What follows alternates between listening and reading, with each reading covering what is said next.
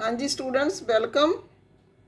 समाजिक सिक्ख्या का लैसन 7वां ते 8वां कंबाइन है। ये दो टॉपिक ने, एक फर्स्ट इंपायर ते एक हैगा कंटैक्ट विद डिस्टेंट लैंड्स, मुढ़ले समराज ते दूरवर्ती भूमियां नाल संपर्क। पहला मुढ़ले जिहड़े समराज ने उन्हां दी गल करांगे असीं। मौर्य वंश की स्थापना, महाजनपद काल ਦੇ ਆਖਰੀ ਹਿੱਸੇ ਵਿੱਚ ਮਗਧ ਤੇ ਨੰਦ ਵੰਸ਼ ਦਾ ਸ਼ਾਸਨ ਸੀ।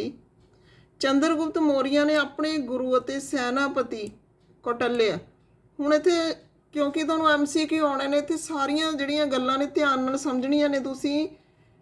ਜਿਹੜਾ ਚੰਦਰਗੁਪਤ ਮੌਰੀਆ ਦਾ ਗੁਰੂ ਤੇ ਸੈਨਾਪਤੀ ਕੌਣ ਸੀ? ਕੌਟਲਿਆ। ਉਹਦੀ ਸਹਾਇਤਾ ਨਾਲ ਨੰਦ ਵੰਸ਼ ਦਾ ਸਫਾਇਆ ਕਰ ਦਿੱਤਾ। 324 ਈਸਵੀ ਪੂਰਵ ਵਿੱਚ ਚੰਦਰਗੁਪਤ ਮੌਰੀਆ ਨੇ ਚਾਣਕੇ ਦੀ ਸਹਾਇਤਾ ਨਾਲ ਮਗਧ ਦੇ ਸਿੰਘਾਸਣ ਤੇ ਬੈਠ ਕੇ ਭਾਰਤ ਵਿੱਚ ਮੌਰੀਆ ਵੰਸ਼ ਦੀ ਸਥਾਪਨਾ ਕੀਤੀ। ਹੁਣ ਭਾਰਤ ਵਿੱਚ ਮੌਰੀਆ ਵੰਸ਼ ਦੀ ਸਥਾਪਨਾ ਕਦੋਂ ਹੋਈ? 324 ਈਸਵੀ ਪੂਰਵ। ਕਿਹਨੇ ਕੀਤੀ ਸੀ? ਚੰਦਰਗੁਪਤ ਮੌਰੀਆ ਨੇ। ਚੰਦਰਗੁਪਤ ਮੌਰੀਆ ਨੂੰ ਪਹਿਲੇ ਭਾਰਤੀ ਸਮਰਾਟ ਹੋਣ ਦਾ ਮਾਣ ਪ੍ਰਾਪਤ ਹੈ, ਜਿਸ ਨੇ ਪਹਿਲੀ ਵਾਰ ਭਾਰਤ ਵਿੱਚ ਪ੍ਰਸ਼ਾਸਨਿਕ ਇਕਾਈ ਦੀ ਸਥਾਪਨਾ ਕੀਤੀ। ਉਸ ਦੇ ਸਮਰਾਜ ਵਿੱਚ ਪੂਰਨ ਭਾਰਤ ਹੀ ਸਮਾ ਗਿਆ। ਹੁਣ ਇੱਥੇ ਮੈਂ ਅੰਡਰਲਾਈਨ ਵਾਰੀ ਕਰ ਰਹੀ ਹਾਂ ਸ਼ਬਦ, ਤਾਂ ਇਹ ਤੁਸੀਂ ਸੁਣਨੇ ਨੇ ਕਿਉਂਕਿ ਇਹਨਾਂ ਦੇ ਵਿੱਚ MCQs ਦੇ ਆਨਸਰ ਨੇ। MCQ ਕਿਤੋਂ ਵੀ ਬਣ ਕੇ ਆ ਸਕਦੇ ਨੇ ਤੁਹਾਨੂੰ। ਹੁਣ ਚੰਦਰਗੁਪਤ ਦੇ ਮੌਰੀਆ ਤੇ ਚਾਣਕੇ ਬਾਰੇ ਪੜ੍ਹਦੇ ਹਾਂ। ਚੰਦਰਗੁਪਤ ਮੌਰੀਆ ਜਿਹੜਾ ਸੀਗਾ ਉਸ ਦਾ ਸਮਰਾਜ ਪੱਛਮ ਵਿੱਚ ਅਫਗਾਨਿਸਤਾਨ ਤੋਂ ਲੈ ਕੇ ਪੂਰਬ ਵਿੱਚ ਅਸਾਮ ਤੱਕ ਤੇ ਉੱਤਰ ਵਿੱਚ ਨੇਪਾਲ ਤੋਂ ਲੈ ਕੇ ਦੱਖਣ ਵਿੱਚ ਕਰਨਾਟਕ ਰਾਜ ਤੱਕ ਫੈਲਿਆ ਹੋਇਆ ਸੀ। ਚੰਦਰਗੁਪਤ ਮੌਰੀਆ ਨੇ ਸਿਕੰਦਰ ਮਹਾਨ ਦੇ ਸੈਨਾਪਤੀ ਸੈਲਿਊਕਸ ਨੂੰ ਯੁੱਧ ਵਿੱਚ ਹਰਾ ਕੇ ਭਾਰਤ ਨੂੰ ਏਕਤਾ ਦੇ ਸੂਤਰ ਵਿੱਚ ਬੰਨ੍ਹਿਆ ਸੀ। ਇਹਨਾਂ ਸਾਰੇ ਕੰਮਾਂ ਲਈ ਉਸ ਨੂੰ ਚਾਣਕੇ ਤੋਂ ਹੀ ਨਿਰਦੇਸ਼ਨ ਪ੍ਰਾਪਤ ਹੋਇਆ। ਚਾਣਕੇ ਤਕਸ਼ਿਲਾ ਵਿਸ਼ਵਵਿਦਿਆਲੇ ਵਿੱਚ ਅਰਥ ਸ਼ਾਸਤਰ ਵਿਸ਼ੇ ਦਾ ਅਧਿਆਪਕ ਸੀ। ਯੂਨਾਨੀ ਸਮਰਾਟ ਸਿਕੰਦਰ ਦੇ ਸਾਹਮਣੇ ਭਾਰਤੀ ਸ਼ਾਸਕਾਂ ਦੁਆਰਾ ਗੋਡੇ ਟੇਕੇ ਜਾਣ ਨਾਲ ਚਾਣਕੇ ਬਹੁਤ ਦੁਖੀ ਸੀ। ਉਸਨੇ ਆਪਣੇ ਵਿਦਿਆਰਥੀਆਂ ਦੀ ਇੱਕ ਸੈਨਾ ਚੰਦਰਗੁਪਤ ਮੌਰੀਆ ਦੀ ਨਿਗਰਾਨੀ ਵਿੱਚ ਤਿਆਰ ਕਰਕੇ ਆਪ ਪ੍ਰਧਾਨ ਮੰਤਰੀ ਦੇ ਰੂਪ ਵਿੱਚ ਕੰਮ ਕਰਕੇ ਮੌਰੀਆ ਸਾਮਰਾਜ ਦੀ ਸਥਾਪਨਾ ਦਾ ਮਾਰਗ ਦਿਖਾਇਆ। ਤਾਂ ਹੁਣ ਇੱਥੇ ਬਹੁਤ ਸਾਰੀ ਅੰਡਰਸਟੈਂਡਿੰਗ ਆ ਕਿ ਜਿਹੜਾ ਚਾਣਕੇ ਸੀਗਾ ਉਸ ਦਾ ਚੰਦਰਗੁਪਤ ਮੌਰੀਆ ਨਾਲ ਕੀ ਸੰਬੰਧ ਸੀ, ਚਾਣਕੇ ਕੌਣ ਸੀ, ਉਸ ਨੇ ਕਿਸ ਤਰ੍ਹਾਂ ਮੌਰੀਆ ਸਾਮਰਾਜ ਦੀ ਸਥਾਪਨਾ ਦੇ ਵਿੱਚ ਭੂਮਿਕਾ ਨਿਭਾਈ ਹੈ। ਕੌਟਲਿਆ ਨੇ ਅਰਥ ਸ਼ਾਸਤਰ ਗ੍ਰੰਥ ਦੀ ਰਚਨਾ ਕੀਤੀ। ਇਸ ਗ੍ਰੰਥ ਵਿੱਚ ਮੌਰੀਆ ਸ਼ਾਸਕਾਂ ਦਾ ਵਿਸਤ੍ਰਿਤ ਵਿਵਰਣ ਕੀਤਾ ਗਿਆ। ਇਸ ਗ੍ਰੰਥ ਦੀ ਰਚਨਾ ਨਾਲ ਕੌਟਲਿਆ ਨੂੰ ਬਹੁਤ ਯਸ਼ ਮਿਲਿਆ। ਮੈਗਸਥਨੀਜ਼ ਯੂਨਾਨੀ ਰਾਜਦੂਤ ਸੀ ਜੋ ਚੰਦਰਗੁਪਤ ਮੌਰੀਆ ਦੇ ਦਰਬਾਰ ਵਿੱਚ ਬਹੁਤ ਸਮੇਂ ਤੱਕ ਰਿਹਾ। ਉਸਨੇ ਆਪਣੇ ਇੰਡੀਕਾ ਗ੍ਰੰਥ ਵਿੱਚ ਚੰਦਰਗੁਪਤ ਦੇ ਜੀਵਨ ਤੇ ਸ਼ਾਸਨ ਪ੍ਰਬੰਧ ਦਾ ਵੇਰਵਾ ਦਿੱਤਾ। ਚੰਦਰਗੁਪਤ ਨੇ ਪਾਟਲੀਪੁੱਤਰ ਨੂੰ ਆਪਣੇ ਸਮਰਾਜ ਦੀ ਰਾਜਧਾਨੀ ਬਣਾਇਆ। ਉਸ ਦੇ ਸ਼ਾਸਨ ਕਾਲ ਵਿੱਚ ਮੌਰੀਆ ਵੰਸ਼ ਤਰੱਕੀ ਦੇ ਸਿਖਰਾਂ ਤੇ ਪਹੁੰਚ ਗਿਆ। ਚੰਦਰਗੁਪਤ ਨੇ ਲਗਭਗ 25 ਸਾਲ ਸ਼ਾਸਨ ਕੀਤਾ। 298 ਈਸਵੀ ਪੂਰਵ ਵਿੱਚ ਇਹ ਮਹਾਨ ਸਮਰਾਟ ਸਵਰਗ ਸਿਧਾਰ ਗਿਆ। ਚੰਦਰਗੁਪਤ ਮੌਰੀਆ ਦੇ ਸੰਬੰਧ ਵਿੱਚ ਕਿਹਾ ਜਾਂਦਾ ਹੈ ਚੰਦਰਗੁਪਤ ਮੌਰੀਆ ਪਹਿਲਾ ਇਤਿਹਾਸਕ ਵਿਅਕਤੀ ਸੀ ਜਿਹੜਾ ਭਾਰਤ ਦਾ ਸਮਰਾਟ ਕਹਿਲਾਉਣ ਦਾ ਅਧਿਕਾਰ ਰੱਖਦਾ ਸੀ। ਚੰਦਰਗੁਪਤ ਦੀ ਮੌਤ ਤੋਂ ਬਾਅਦ ਉਸ ਦਾ ਪੁੱਤਰ ਬਿੰਦੂਸਾਰ ਭਾਰਤ ਦੀ ਗੱਦੀ ਤੇ ਬੈਠਾ, ਜਿਸ ਨੇ 27 ਸਾਲ ਤੱਕ ਮੌਰੀਆ ਵੰਸ਼ ਦਾ ਨਿਰਦੇਸ਼ਨ ਕੀਤਾ। ਬਿੰਦੂਸਾਰ ਦੀ ਮੌਤ ਤੋਂ ਬਾਅਦ ਉਸ ਦਾ ਪੁੱਤਰ ਅਸ਼ੋਕ 273 ਈਸਵੀ ਪੂਰਵ ਪਾਟਲੀਪੁੱਤਰ ਦੇ ਸਿੰਘਾਸਣ ਤੇ ਬੈਠਿਆ। ਹੁਣ ਅਸੀਂ ਅਸ਼ੋਕ ਬਾਰੇ ਗੱਲ ਕਰਾਂਗੇ। ਅਸ਼ੋਕ ਭਾਰਤੀ ਇਤਿਹਾਸ ਦਾ ਇੱਕ ਮਹਾਨ ਅਤੇ ਮਹੱਤਵਪੂਰਨ ਸਮਰਾਟ ਸੀ। ਭਾਰਤ ਦੇ ਇਤਿਹਾਸ ਵਿੱਚ ਉਸ ਦਾ ਨਾਮ ਸੁਨਹਿਰੀ ਅੱਖਰਾਂ ਵਿੱਚ ਟਿਮਟਿਮਾਉਂਦਾ ਰਹੇਗਾ। ਅਸ਼ੋਕ ਬੜਾ ਹੀ ਅਭਿਲਾਸ਼ੀ ਸ਼ਾਸਕ ਸੀ। ਉਸ ਦੀ ਨਜ਼ਰ ਕਲਿੰਗ ਦੇ ਰਾਜ ਤੇ ਸੀ। ਉਸਨੇ 255 ਈਸਵੀ ਪੂਰਵ ਵਿੱਚ ਇੱਕ ਵਿਸ਼ਾਲ ਸੈਨਾ ਲੈ ਕੇ ਕਲਿੰਗ ਤੇ ਹਮਲਾ ਕਰ ਦਿੱਤਾ। ਭਿਆਨਕ ਯੁੱਧ ਤੇ ਸੈਨਿਕਾਂ ਦੀ ਮਾਰ ਕਾਟ ਦੇ ਕਾਰਨ ਖੂਨ ਦੀਆਂ ਨਦੀਆਂ ਵਹਿ ਗਈਆਂ। ਭਿਆਨਕ ਖੂਨ ਖਰਾਬਾ ਦੇਖ ਕੇ ਦਇਆਵਾਨ ਅਸ਼ੋਕ ਦਾ ਦਿਲ ਪਿਘਲ ਗਿਆ। ਉਸਨੇ ਬੁੱਧ ਧਰਮ ਸਵੀਕਾਰ ਕਰਕੇ ਭਵਿੱਖ ਵਿੱਚ ਕਦੇ ਵੀ ਯੁੱਧ ਨਾ ਕਰਨ ਦੀ ਪ੍ਰਤੀਗਿਆ ਕੀਤੀ। ਹੁਣ ਉਹ ਪ੍ਰੇਮ ਦੇ ਧਰਮ ਦੇ ਨਾਲ ਜਨਤਾ ਦਾ ਦਿਲ ਜਿੱਤਣ ਲੱਗ ਪਿਆ। ਬੁੱਧ ਧਰਮ ਦੇ ਸਿਧਾਂਤਾਂ ਦਾ ਪਾਲਣ ਕਰਦੇ ਅਸ਼ੋਕ ਨੇ ਆਪਣਾ ਜੀਵਨ ਮਾਨਵਤਾ ਦੀ ਸੇਵਾ ਵਿੱਚ ਲਗਾ ਦਿੱਤਾ। ਉਸਨੇ ਜਨਤਾ ਦੀ ਭਲਾਈ ਲਈ ਖੂਹ ਪਟਵਾਏ, ਧਰਮਸ਼ਾਲਾ ਬਣਵਾਈਆਂ, ਦਵਾਖਾਨੇ ਖੁਲਵਾਏ, ਸੜਕਾਂ ਦੇ ਦੋਵਾਂ ਕਿਨਾਰਿਆਂ ਤੇ ਛਾਂਦਾਰ ਤੇ ਫਲਦਾਰ ਰੁੱਖ ਲਗਵਾਏ। ਸਭ ਲੋਕ ਮਿਲ ਜੁਲ ਕੇ ਰਹਿੰਦੇ ਸਨ। ਪ੍ਰੇਮ, ਸਹਿਯੋਗ ਤੇ ਭਾਈਚਾਰਾ ਸਾਰੇ ਪਾਸੇ ਸੀ। ਰਾਜ ਸਭ ਧਰਮਾਂ ਦੇ ਅਨੁਯਾਈਆਂ ਨੂੰ ਪੂਰਾ ਸਮਰਥਨ ਪ੍ਰਦਾਨ ਕਰਦਾ ਸੀ। ਮੌਰੀਆ ਸਮਰਾਟ ਪਰਉਪਕਾਰੀ ਸੀ, ਇਸ ਲਈ ਉਹਨਾਂ ਦੇ ਕਾਲ ਵਿੱਚ ਸਮਾਜ ਵਿੱਚ ਮਿੱਤਰਤਾ ਤੇ ਪ੍ਰੇਮ ਦਾ ਵਾਤਾਵਰਨ ਬਣਿਆ ਰਿਹਾ। ਆਮ ਲੋਕ ਨੈਤਿਕਤਾ ਦਾ ਪੂਰਾ ਪਾਲਣ ਕਰਦੇ ਸਨ। ਲੋਕਾਂ ਨੂੰ ਇੱਕ ਦੂਜੇ ਤੇ ਅਟੁੱਟ ਵਿਸ਼ਵਾਸ ਸੀ। ਆਪਣੇ ਘਰਾਂ ਵਿੱਚ ਲੋਕ ਤਾਲੇ ਵੀ ਨਹੀਂ ਲਗਾਉਂਦੇ ਸਨ। ਸਾਰੇ ਲੋਕ ਚਿੰਤਾ ਮੁਕਤ ਜੀਵਨ ਬਤੀਤ ਕਰਦੇ ਸਨ। ਹੁਣ ਆਰਥਿਕ ਦਸ਼ਾ ਮੌਰੀਆ ਕਾਲੀਨ ਦੀ ਗੱਲ ਕਰਾਂਗੇ। ਮੌਰੀਆ ਸ਼ਾਸਨ ਵਿੱਚ ਖੇਤੀ ਦੀ ਦਸ਼ਾ ਚੰਗੀ ਸੀ। ਚੰਦਰਗੁਪਤ ਮੌਰੀਆ ਨੇ ਸੁਦਰਸ਼ਨ ਝੀਲ ਦਾ ਨਿਰਮਾਣ ਕਰਕੇ ਉਸ ਵਿੱਚੋਂ ਨਹਿਰਾਂ ਕੱਢ ਕੇ ਖੇਤਾਂ ਲਈ ਸਿੰਚਾਈ ਦੀਆਂ ਸੁਵਿਧਾਵਾਂ ਜੁਟਾਈਆਂ। ਅਕਾਲ ਅਤੇ ਹੜ੍ਹ ਨਾਲ ਫਸਲ ਨਸ਼ਟ ਹੋ ਜਾਣ ਤੇ ਰਾਜ ਕਿਸਾਨਾਂ ਨੂੰ ਆਰਥਿਕ ਮਦਦ ਦਿੰਦਾ ਸੀ। ਪਿੰਡਾਂ ਵਿੱਚ ਲੋਕ ਪਸ਼ੂ ਪਾਲਣ, ਹਾਥੀਆਂ ਬਣੀਆਂ ਵਸਤੂਆਂ ਬਣਾਉਣ ਦਾ ਧੰਦਾ ਵੀ ਕਰਦੇ ਸਨ। ਨਗਰਾਂ ਦੇ ਲੋਕ ਲੋਹੇ ਦਾ ਸਮਾਨ ਬਣਾਉਣ, ਫਰਨੀਚਰ ਤਿਆਰ ਕਰਨ, ਮਿੱਟੀ ਦੇ ਬਰਤਨ ਬਣਾਉਣ, ਹੱਥ ਨਾਲ ਕੱਪੜਾ ਬੁਣਨ ਦਾ ਧੰਦਾ ਕਰਦੇ ਸਨ। ਕੁਝ ਲੋਕ ਰਾਜਕੀ ਸੇਵਾ ਅਤੇ ਸੈਨਾ ਵਿੱਚ ਨੌਕਰੀ ਕਰਕੇ ਆਪਣੀ ਆਜੀਵਿਕਾ ਚਲਾਉਂਦੇ ਸਨ। ਇਸ ਕਾਲ ਵਿੱਚ ਵਪਾਰ ਉੱਨਤੀ ਕਰ ਗਿਆ। ਭਾਰਤ ਦੇ ਰੋਮ, ਬੈਬੀਲੋਨ ਦੇ ਵਪਾਰੀਆਂ, ਸੀਰੀਆ ਦੇ ਵਪਾਰੀਆਂ ਨਾਲ ਸੰਪਰਕ ਬਣਾ ਰੱਖੇ ਸਨ। ਸਰਕਾਰ ਦੀ ਆਮਦਨ ਦਾ ਮੁੱਖ ਸਾਧਨ ਟੈਕਸ ਸਨ। ਸਿੱਖਿਆ ਮੌਰੀਆ ਸ਼ਾਸਨ ਕਾਲ ਵਿੱਚ ਸਿੱਖਿਆ ਦੇ ਖੇਤਰ ਵਿੱਚ ਬੜੀ ਉੱਨਤੀ ਹੋਈ। ਮੌਰੀਆ ਸ਼ਾਸਕ ਸਿੱਖਿਆ ਦੇ ਪ੍ਰਸਾਰ ਤੇ ਜ਼ੋਰ ਦਿੰਦੇ ਸਨ, ਇਸ ਲਈ ਉਹਨਾਂ ਦੇ ਕਾਸ਼ੀ, ਪਾਟਲੀਪੁੱਤਰ, ਤਕਸ਼ਿਲਾ ਵਿੱਚ ਸਿੱਖਿਆ ਦੇ ਕੇਂਦਰ ਸਥਾਪਿਤ ਕੀਤੇ। ਇਹਨਾਂ ਸੰਸਥਾਨਾਂ ਵਿੱਚ ਸੰਸਕ੍ਰਿਤ, ਜੋਤਿਸ਼ ਤੇ ਧਾਰਮਿਕ ਦੀ ਸਿੱਖਿਆ ਦਿੱਤੀ ਜਾਂਦੀ ਸੀ। ਵਿਦਿਆਲਿਆਂ ਅਤੇ ਸਿੱਖਿਅਕਾਂ ਦਾ ਪੂਰਾ ਖਰਚ ਰਾਜ ਸਹਿਣ ਕਰਦਾ ਸੀ। ਅੱਗੇ ਕਲਾਵਾਂ ਦੀ ਗੱਲ ਕਰਦੇ ਹਾਂ। ਮੌਰੀਆ ਕਾਲ ਦੇ ਦੌਰਾਨ ਜਿਹੜੀਆਂ ਸੀਗੀਆਂ ਕਲਾਵਾਂ ਦਾ ਵੀ ਮੌਰੀਆ ਕਾਲ ਦੇ ਵਿੱਚ ਬਹੁਤ ਵਿਕਾਸ ਹੋਇਆ। ਅਸ਼ੋਕ ਨੇ ਉੱਤਮ ਪਾਲਿਸ਼ ਕਰਵਾ ਕੇ ਪੱਥਰ ਦੇ ਖੰਭਿਆਂ ਤੇ ਰਾਜ ਆਗਿਆਵਾਂ ਖੁਦਵਾਈਆਂ। ਉਸਨੇ ਸਾਰਨਾਥ ਵਿੱਚ ਸਤੂਪ ਬਣਾਇਆ। ਇਸ ਸਤੂਪ ਤੋਂ ਭਾਰਤ ਦਾ ਰਾਸ਼ਟਰੀ ਪ੍ਰਤੀਕ ਲਿਆ ਗਿਆ ਹੈ। ਇਸ ਕਾਲ ਵਿੱਚ ਸੁੰਦਰ ਗੁਫਾਵਾਂ ਤੇ ਮੂਰਤੀਆਂ ਦਾ ਵੀ ਨਿਰਮਾਣ ਹੋਇਆ। ਇਸ ਕਾਲ ਦੀ ਬਾਰਬਰਾ ਅਤੇ ਨਾਗਾ ਅਰਜੁਨ ਪਹਾੜੀਆਂ ਵਿੱਚ ਮਿਲੀਆਂ ਗੁਫਾਵਾਂ ਇਸ ਦਾ ਪ੍ਰਮਾਣ ਹਨ।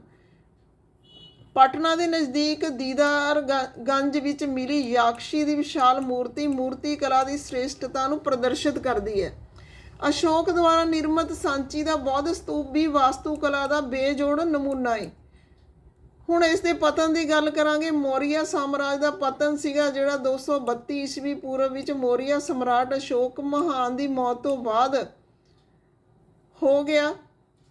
ਅਸ਼ੋਕ ਦੁਆਰਾ ਰਾਜ ਦਾ ਜ਼ਿਆਦਾਤਰ ਧਨ ਜਨ ਕਲਿਆਣ ਦੇ ਕੰਮਾਂ ਤੇ ਖਰਚ ਕਰ ਦੇਣ ਨਾਲ ਸੈਨਾ ਪ੍ਰਸ਼ਾਸਨ ਕਮਜ਼ੋਰ ਹੋ ਗਿਆ। ਕਹਾਵਤ ਹੈ ਕਿ ਸਮਰਾਜ ਦੀ ਸੁਰੱਖਿਆ ਧਰਮ ਨਾਲ ਨਹੀਂ ਸਗੋਂ ਸ਼ਸਤਰਾਂ ਨਾਲ ਕੀਤੀ ਜਾਂਦੀ ਹੈ।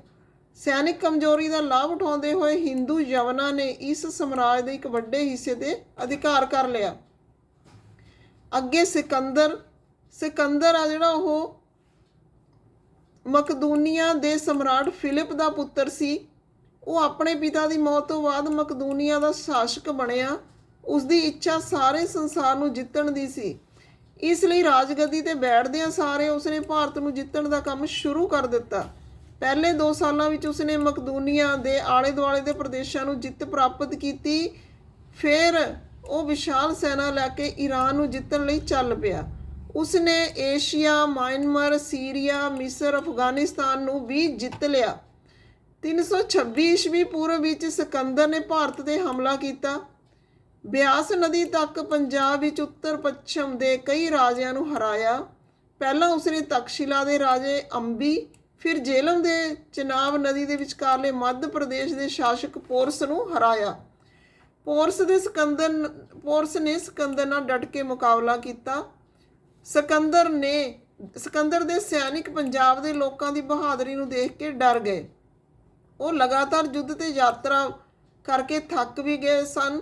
ਇਸ ਕਾਰਨ ਸਿਕੰਦਰ ਨੂੰ ਬਿਆਸ ਨਦੀ ਤੋਂ ਹੀ ਵਾਪਸ ਮੁੜਨਾ ਪਿਆ, ਪਰ ਉਹ ਆਪਣੇ ਦੇਸ਼ ਵਾਪਸ ਨਾ ਪਹੁੰਚ ਸਕਿਆ। ਰਸਤੇ ਵਿੱਚ ਹੀ ਉਸਦੀ ਮੌਤ ਹੋ ਗਈ। ਅੱਗੇ ਗੱਲ ਅਸੀਂ ਕਰਾਂਗੇ ਦੱਖਣ ਭਾਰਤ ਦੀ ਮਹਾਪੱਥਰ ਸੰਸਕ੍ਰਿਤੀ ਤੇ ਦੂਰਵਰਤੀ ਭੂਮੀਆਂ ਨਾਲ ਸੰਬੰਧ।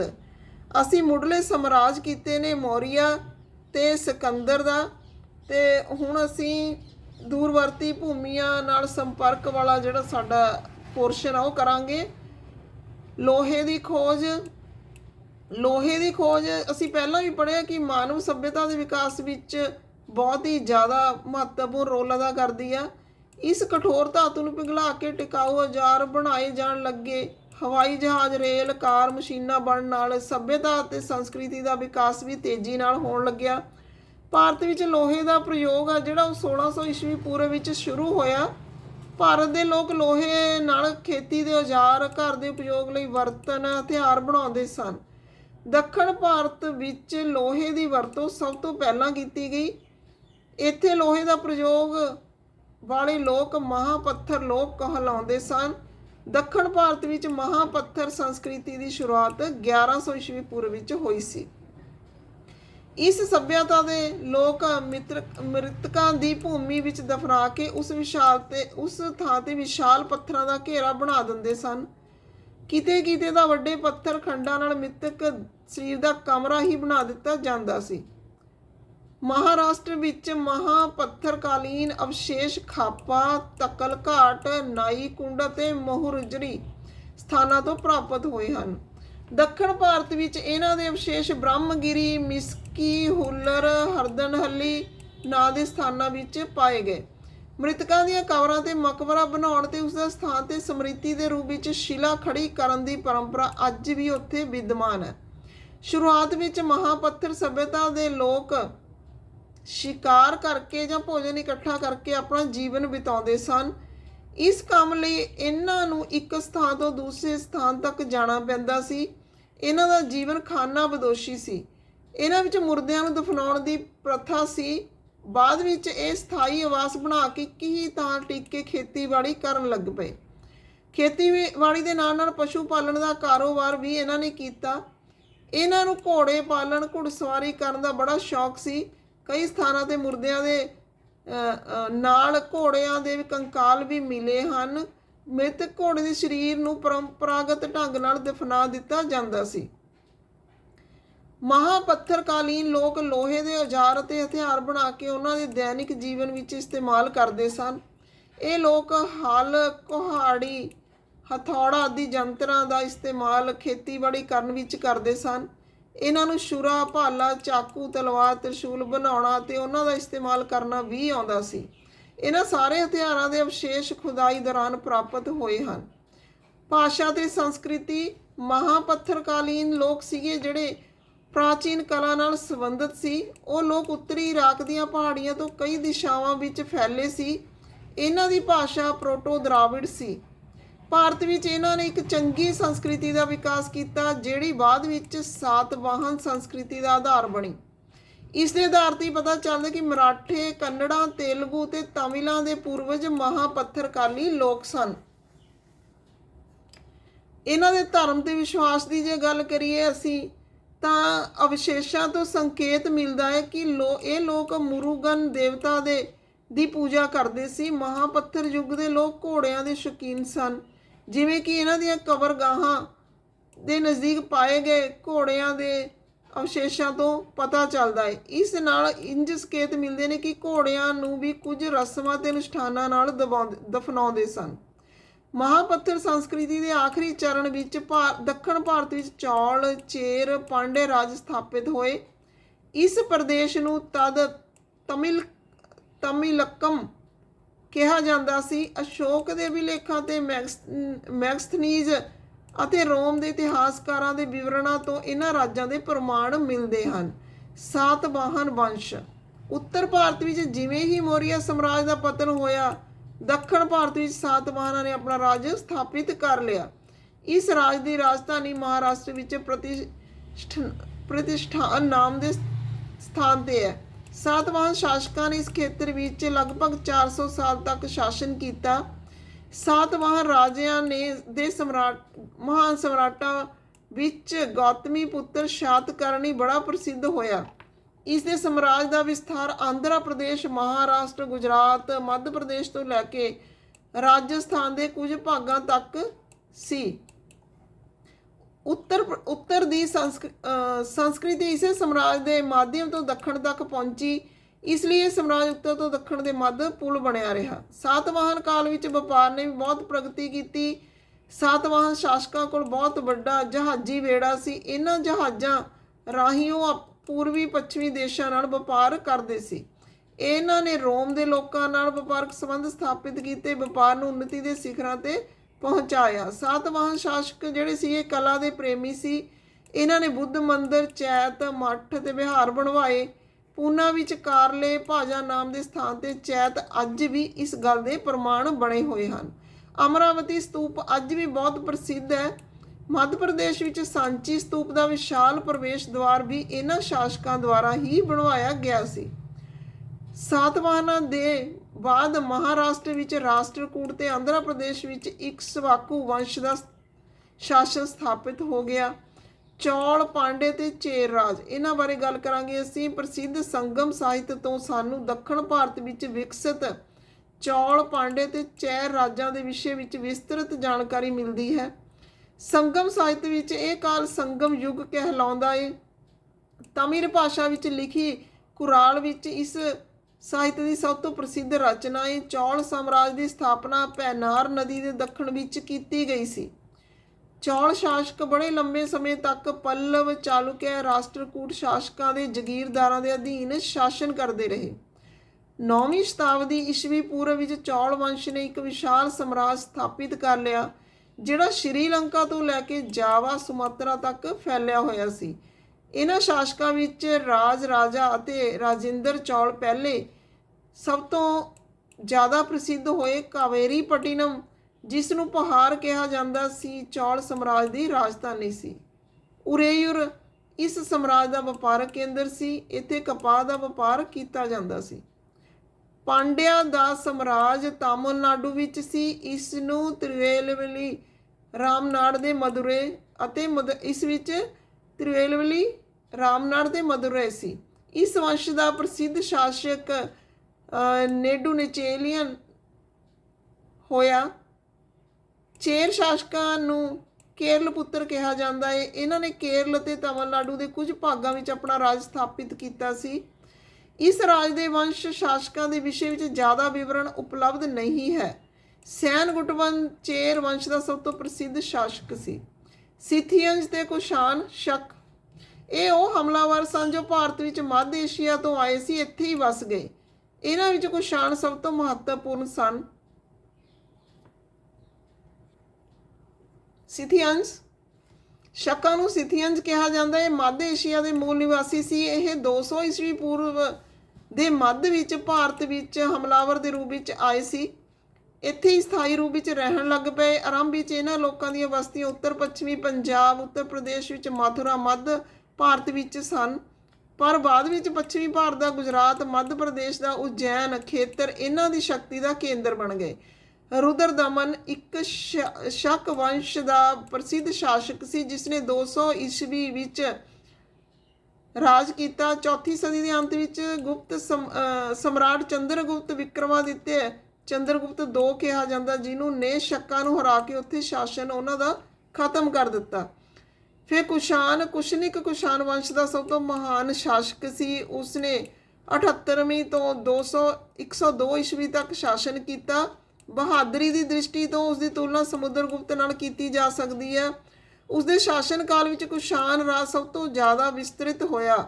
ਉਸਦਾ ਰਾਜ ਬਿਹਾਰ ਤੱਕ ਫੈਲਿਆ ਹੋਇਆ ਸੀ, ਜਿਸ ਵਿੱਚ ਮੱਧ ਭਾਰਤ, ਗੁਜਰਾਤ, ਸਿੰਧ, ਪੰਜਾਬ, ਅਫਗਾਨਿਸਤਾਨ ਤੇ ਬਲਖ ਸ਼ਾਮਲ ਸਨ।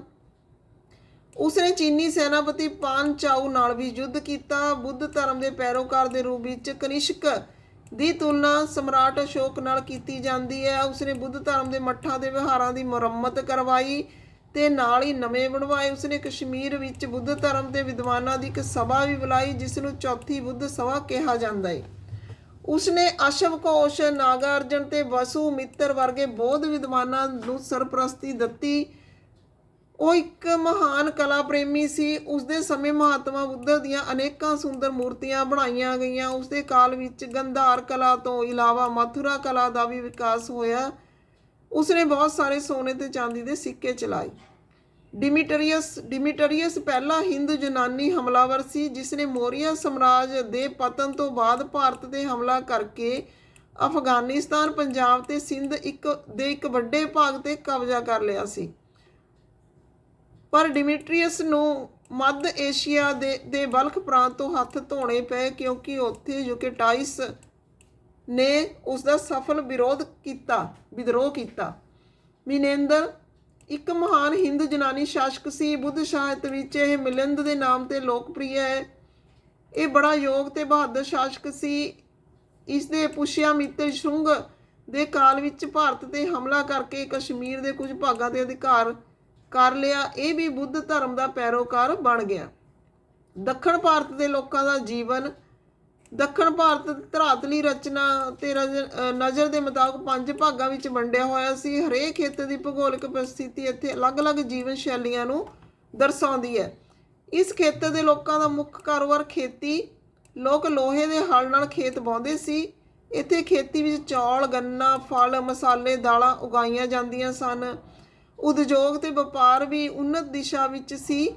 ਇਸ ਖੇਤਰ ਤੋਂ ਮੋਤੀ, ਕੀਮਤੀ ਪੱਥਰ, ਗਰਮ ਮਸਾਲੇ, ਕੱਪੜਾ, ਲੱਕੜ, ਹਾਥੀ ਦੇ ਦੰਦ ਆਦਿ ਵਸਤੂਆਂ ਪੱਛਮ ਦੇਸ਼ਾਂ ਨੂੰ ਭੇਜੀਆਂ ਜਾਂਦੀਆਂ ਸਨ। ਰੋਮ ਦੇ ਵਪਾਰੀ ਸੀਸਾ, ਜਸਤਾ, ਸ਼ਰਾਬ, ਗਹਿਣੇ, ਚੀਨੀ ਮਿੱਟੀ ਦੇ ਬਰਤਨ, ਸੋਨੇ ਚਾਂਦੀ ਦੇ ਸਿੱਕੇ ਲਿਆਉਂਦੇ ਸਨ। ਰੋਮਨ ਕਾਲ ਦੇ ਸੋਨੇ ਦੇ ਸਿੱਕੇ ਆਂਧਰਾ ਪ੍ਰਦੇਸ਼, ਤਾਮਿਲਨਾਡੂ, ਕਰਨਾਟਕ, ਮਹਾਰਾਸ਼ਟਰ ਵਿੱਚ ਮਿਲੇ ਸਨ।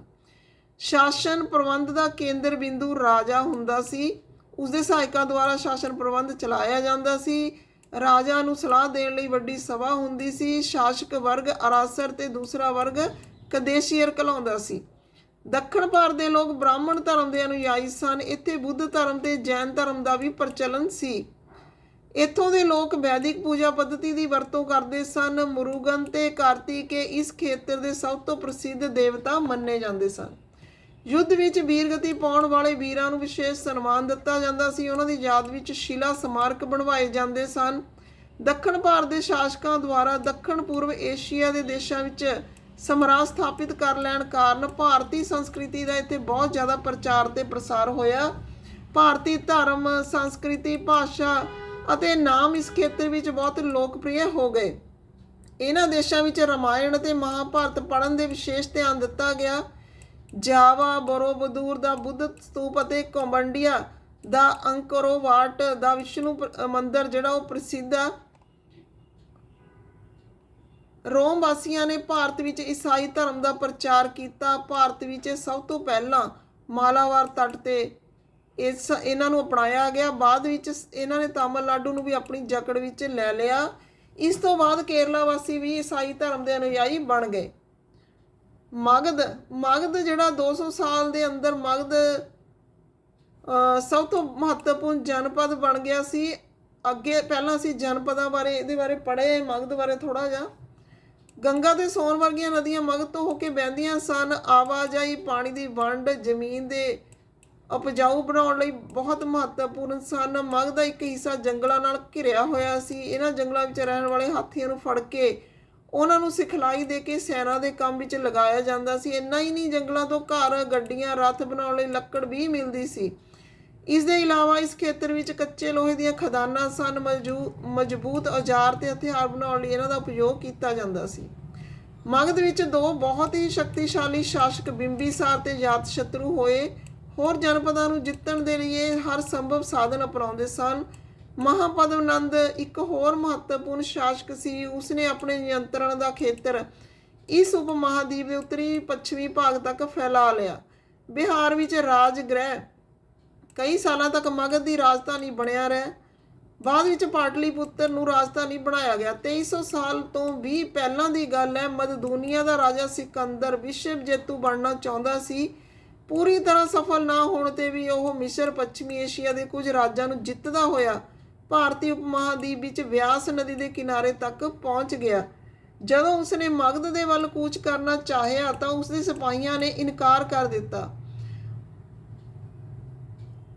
ਉਹ ਇਸ ਗੱਲ ਤੋਂ ਭੈਭੀਤ ਸੀ ਕਿ ਭਾਰਤ ਦੇ ਸ਼ਾਸਕਾਂ ਕੋਲ ਪੈਦਲ, ਰੱਥ ਅਤੇ ਹਾਥੀਆਂ ਦੀ ਬਹੁਤ ਵੱਡੀ ਸੈਨਾ ਸੀ। ਬੱਜੀ ਮਗਧ ਵਿੱਚ ਸ਼ਕਤੀਸ਼ਾਲੀ ਰਾਜ ਬਣ ਗਿਆ ਸੀ। ਉਸਦੇ ਨੇੜੇ ਹੀ ਬੱਜੀ ਰਾਜ ਸੀ, ਜਿਸ ਦੀ ਰਾਜਧਾਨੀ ਵੈਸ਼ਾਲੀ ਸੀ। ਇੱਥੇ ਇੱਕ ਅਲੱਗ ਕਿਸਮ ਦੀ ਸ਼ਾਸਨ ਵਿਵਸਥਾ ਸੀ ਜਿਸ ਨੂੰ ਗਣ ਜਾਂ ਸੰਘ ਕਿਹਾ ਜਾਂਦਾ ਹੈ। ਗਣ ਜਾਂ ਸੰਘ ਵਿੱਚ ਕਈ ਸ਼ਾਸਕ ਹੁੰਦੇ ਨੇ। ਕਦੇ-ਕਦੇ ਲੋਕ ਇਕੱਠੇ ਹੋ ਕੇ ਸ਼ਾਸਨ ਕਰਦੇ ਸਨ, ਜਿਸ ਵਿੱਚੋਂ ਹਰੇਕ ਵਿਅਕਤੀ ਰਾਜਾ ਕਹਾਉਂਦਾ ਸੀ। ਇਹ ਸਾਰੇ ਰਾਜੇ ਭਿੰਨ-ਭਿੰਨ ਅਨੁਸ਼ਠਾਨਾਂ ਨੂੰ ਇਕੱਠੇ ਸੰਪੰਨ ਕਰਦੇ ਸਨ। ਸਭਾਵਾਂ ਵਿੱਚ ਬੈਠ ਕੇ ਗੱਲਬਾਤ ਤੇ ਬਹਿਸ ਵਾਦ ਵਿਵਾਦ ਦੇ ਜ਼ਰੀਏ ਤੈਅ ਕਰਦੇ ਸਨ ਕਿ ਕੀ ਕਰਨਾ ਹੈ, ਕਿਸ ਤਰ੍ਹਾਂ ਕਰਨਾ ਹੈ, ਦੁਸ਼ਮਣਾਂ ਦੇ ਆਕਰਮਣ ਨਾਲ ਕਿਸ ਤਰ੍ਹਾਂ ਨਿਪਟਣਾ ਹੈ। ਇਸ ਤਰ੍ਹਾਂ ਦਾ ਵਿਚਾਰ ਵਟਾਂਦਰਾ ਕਰਦੇ ਸਨ। ਇਸਤਰੀਆਂ, ਦਾਸ ਤੇ ਮਜ਼ਦੂਰ ਇਹਨਾਂ ਦੀਆਂ ਸਭਾਵਾਂ ਵਿੱਚ ਹਿੱਸਾ ਨਹੀਂ ਲੈ ਸਕਦੇ ਸਨ। ਬੁੱਧ ਤੇ ਮਹਾਵੀਰ ਦੋਨੇ ਹੀ ਗਣ ਜਾਂ ਸੰਘ ਨਾਲ ਸੰਬੰਧਿਤ ਸਨ। ਸਾਨੂੰ ਬੌਧ ਸਾਹਿਤ ਵਿੱਚ ਸੰਘ ਦੇ ਜੀਵਨ ਦਾ ਬਹੁਤ ਹੀ ਜਿਉਂਦਾ ਜਾਗਦਾ ਵਿਰਣਨ ਮਿਲਦਾ ਹੈ।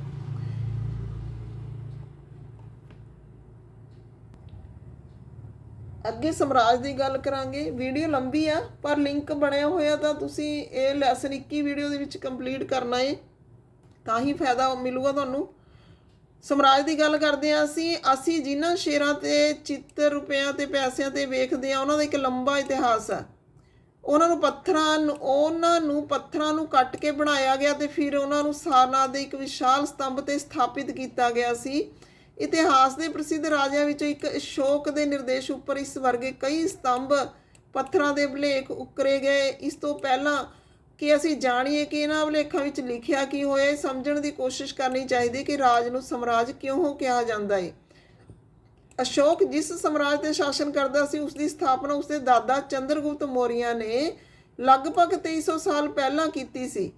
ਚਾਣਕੇ ਜਾਂ ਕੌਟਲਿਆ ਨਾਮ ਦੇ ਇੱਕ ਬੁੱਧੀਮਾਨ ਵਿਅਕਤੀ ਨੇ ਚੰਦਰਗੁਪਤ ਦੀ ਸਹਾਇਤਾ ਕੀਤੀ ਸੀ।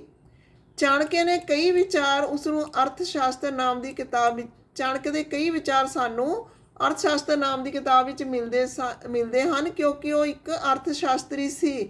ਸਮਰਾਜ ਵਿੱਚ ਬਹੁਤ ਸਾਰੇ ਨਗਰ ਹੁੰਦੇ ਨੇ। ਇਹਨਾਂ ਵਿੱਚ ਸਮਰਾਜ ਦੀ ਰਾਜਧਾਨੀ ਪਾਟਲੀਪੁੱਤਰ, ਉਜੈਨ, ਤਕਸ਼ਿਲਾ ਵਰਗੇ ਪ੍ਰਮੁੱਖ ਨਗਰ ਸਨ। ਤਕਸ਼ਿਲਾ ਉੱਤਰ ਪੱਛਮੀ ਮੱਧ ਏਸ਼ੀਆ ਦੇ ਆਉਣ ਜਾਣ ਦਾ ਮਾਰਗ ਸੀ।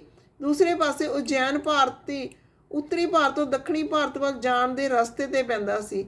ਸ਼ਾਇਦ ਨਗਰਾਂ ਵਿੱਚ ਵਪਾਰੀ, ਸਰਕਾਰੀ ਅਧਿਕਾਰੀ ਤੇ ਸ਼ਿਲਪਕਾਰ ਰਿਹਾ ਕਰਦੇ ਸਨ। ਸਮਰਾਜ ਦੇ ਬਹੁਤ ਵੱਡੇ ਖੇਤਰਾਂ ਵਿੱਚ ਕਿਸਾਨ ਅਤੇ ਪਸ਼ੂ ਪਾਲਕਾਂ ਦੇ ਪਿੰਡ ਵਸੇ ਹੋਏ ਸਨ। ਮੱਧ ਭਾਰਤ ਵਰਗੇ ਇਲਾਕਿਆਂ ਵਿੱਚ ਜ਼ਿਆਦਾਤਰ ਹਿੱਸਾ ਜੰਗਲ ਨਾਲ ਭਰਿਆ ਹੋਇਆ ਸੀ। ਸਮਰਾਜ ਦੇ ਅਲੱਗ-ਅਲੱਗ ਇਲਾਕਿਆਂ ਵਿੱਚ ਲੋਕ ਅਲੱਗ-ਅਲੱਗ ਭਾਸ਼ਾਵਾਂ ਬੋਲਦੇ ਸਨ ਤੇ ਅਲੱਗ-ਅਲੱਗ ਤਰ੍ਹਾਂ ਦੇ ਜਿਹੜੇ ਕਲਚਰ ਦੇ ਵਿੱਚ ਰਹਿੰਦੇ ਸਨ। ਫਿਰ ਸਮਰਾਜ ਦਾ ਪ੍ਰਸ਼ਾਸਨ, ਕਿਉਂਕਿ ਮੌਰੀਆ ਸਮਰਾਜ ਬਹੁਤ ਵੱਡਾ ਸੀ, ਇਸ ਲਈ ਅਲੱਗ-ਅਲੱਗ ਹਿੱਸਿਆਂ ਤੇ ਅਲੱਗ-ਅਲੱਗ ਢੰਗ ਨਾਲ ਪ੍ਰਸ਼ਾਸਨ ਚਲਾਇਆ ਜਾਂਦਾ ਸੀ। ਪਾਟਲੀਪੁੱਤਰ ਤੇ ਉਸਦੇ ਨੇੜੇ-ਤੇੜੇ ਦੇ ਇਲਾਕਿਆਂ ਤੇ ਸਮਰਾਟ ਦਾ ਸਿੱਧਾ ਨਿਯੰਤਰਣ ਸੀ। ਇਸ ਦਾ ਅਰਥ ਇਹ ਸੀ ਕਿ ਇਲਾਕੇ ਦੇ ਪਿੰਡਾਂ, ਸ਼ਹਿਰਾਂ ਦੇ ਕਿਸਾਨਾਂ, ਪਸ਼ੂ ਪਾਲਕਾਂ, ਸ਼ਿਲਪਕਾਰਾਂ, ਵਪਾਰੀਆਂ ਤੋਂ ਟੈਕਸ ਇਕੱਠਾ ਕਰਨ ਦੇ ਲਈ ਰਾਜਾ ਅਧਿਕਾਰੀਆਂ ਦੀ ਨਿਯੁਕਤੀ ਕਰਦਾ ਸੀ। ਜੋ ਲੋਕ ਰਾਜੇ ਦੇ ਆਦੇਸ਼ਾਂ ਦੀ ਉਲੰਘਣਾ ਕਰਦੇ ਸਨ, ਅਧਿਕਾਰੀ ਉਹਨਾਂ ਨੂੰ ਸਜ਼ਾ ਵੀ ਦਿੰਦੇ ਸਨ। ਇਹਨਾਂ ਵਿੱਚੋਂ ਕਈ ਅਧਿਕਾਰੀਆਂ ਨੂੰ ਤਨਖਾਹ ਵੀ ਦਿੱਤੀ ਜਾਂਦੀ ਸੀ। ਸੰਦੇਸ਼ ਵਾਹਕ ਇੱਕ ਜਗ੍ਹਾ ਤੋਂ ਦੂਸਰੀ ਜਗ੍ਹਾ ਘੁੰਮਦੇ ਰਹਿੰਦੇ ਸਨ। ਰਾਜੇ ਦੇ ਜਾਸੂਸ ਅਧਿਕਾਰੀਆਂ ਦੇ ਕਾਰਜ ਤੇ ਨਜ਼ਰ ਰੱਖਦੇ ਸਨ। ਇਹਨਾਂ ਸਾਰਿਆਂ ਉੱਪਰ ਸਮਰਾਟ ਸੀ, ਜੋ ਰਾਜ ਪਰਿਵਾਰ ਤੇ ਉੱਚ ਮੰਤਰੀਆਂ ਦੀ ਸਹਾਇਤਾ ਨਾਲ ਸਭ ਨੂੰ ਨਿਯੰਤਰਿਤ ਰੱਖਦਾ ਸੀ। ਮੌਰੀਆ ਸਮਾਜ ਦੇ ਅੰਦਰ ਕਈ ਛੋਟੇ-ਛੋਟੇ ਖੇਤਰ ਜਾਂ ਪ੍ਰਾਂਤ ਸਨ। ਇਹਨਾਂ ਤੇ ਤਕਸ਼ਿਲਾ, ਉਜੈਨ ਵਰਗੀਆਂ ਪ੍ਰਾਂਤਕ ਰਾਜਧਾਨੀਆਂ ਤੋਂ ਪ੍ਰਸ਼ਾਸਨ ਕੀਤਾ ਜਾਂਦਾ ਸੀ। ਕੁਝ ਹੱਦ ਤੱਕ ਪਾਟਲੀਪੁੱਤਰ ਤੋਂ ਇਹਨਾਂ ਖੇਤਰਾਂ ਤੇ ਨਿਯੰਤਰਣ ਕੀਤਾ ਜਾਂਦਾ ਸੀ। ਅਕਸਰ ਰਾਜਕੁਮਾਰਾਂ ਨੂੰ ਉੱਥੇ ਦੇ ਰਾਜਪਾਲ ਬਣਾ ਕੇ ਭੇਜਿਆ ਜਾਂਦਾ ਸੀ, ਪਰੰਤੂ ਅਜਿਹਾ ਵਿਸ਼ਵਾਸ ਹੈ ਕਿ ਇਹਨਾਂ ਥਾਵਾਂ ਤੇ ਸਥਾਨਿਕ ਪਰੰਪਰਾਵਾਂ ਦੇ ਨਿਯਮਾਂ ਨੂੰ ਵੀ ਮੰਨਿਆ ਜਾਂਦਾ ਹੈ। ਪ੍ਰਦੇਸ਼ਿਕ ਕੇਂਦਰਾਂ ਵਿਚਕਾਰ ਵੱਡੇ ਖੇਤਰ ਸਨ। ਇਹਨਾਂ ਦੇ ਇਲਾਕਿਆਂ ਵਿੱਚ ਮੌਰੀਆ ਸ਼ਾਸਕ ਭਾਰਤ ਸਿਰਫ ਇੱਕ ਸੜਕ ਮਾਰਗ ਤੇ ਨਦੀਆਂ ਦੇ ਦੀ ਕੋਸ਼ਿਸ਼ ਕਰਦੇ ਸਨ, ਜੋ ਆਵਾਜਾਈ ਦੇ ਲਈ ਮਹੱਤਵਪੂਰਨ ਸਨ। ਇੱਥੋਂ ਇੱਥੋਂ ਉਹਨਾਂ ਨੂੰ ਜੋ ਵੀ ਸੰਸਾਧਨ ਟੈਕਸ ਭੇਟ ਦੇ ਰੂਪ ਵਿੱਚ ਮਿਲਦੇ ਸਨ ਉਹਨਾਂ ਨੂੰ ਇਕੱਠਾ ਕਰਕੇ ਕਰ ਲਿਆ ਜਾਂਦਾ ਸੀ। ਤਾਂ ਅਸੀਂ ਜੇ ਦੇਖੀਏ ਤਾਂ ਅਰਥ ਸ਼ਾਸਤਰ ਵਿੱਚ ਲਿਖਿਆ ਹੈ ਕਿ ਭਾਰਤ ਕੰਬਲਾਂ ਦੇ ਲਈ, ਦੱਖਣ ਭਾਰਤ ਸੋਨੇ ਦੇ ਲਈ, ਕੀਮਤੀ ਪੱਥਰਾਂ ਲਈ ਪ੍ਰਸਿੱਧ ਹਨ। ਸੰਭਵ ਹੈ ਕਿ ਸੰਸਾਧਨ ਨਜ਼ਾਰੇ ਦੇ ਰੂਪ ਵਿੱਚ ਇਕੱਠੇ ਕੀਤੇ ਜਾਂਦੇ ਸਨ। ਇਹ ਸਾਡਾ ਜਿਹੜਾ ਲੈਸਨ ਸੀ ਥੋੜ੍ਹਾ ਜਿਹਾ ਲੈਂਥੀ ਸੀਗਾ, ਜਿਹਦੇ ਵਿੱਚ ਅਸੀਂ ਡਿਟੇਲ ਦੇ ਵਿੱਚ ਮੁੱਢਲੇ ਸਾਮਰਾਜ ਕੀਤੇ ਨੇ ਤੇ ਦੂਰਵਰਤੀ ਭੂਮੀਆਂ ਨਾਲ ਉਹਨਾਂ ਦਾ ਸੰਪਰਕ ਕੀਤਾ ਹੈ। ਅੱਗੇ ਆਉਣ ਵਾਲੀ ਵੀਡੀਓ ਦੇ ਵਿੱਚ MCQ ਕਰਦੇ ਹਾਂ। ਅੱਜ ਦੀ ਵੀਡੀਓ ਦੇ ਵਿੱਚ ਇੰਨਾ ਹੀ। Okay, thanks.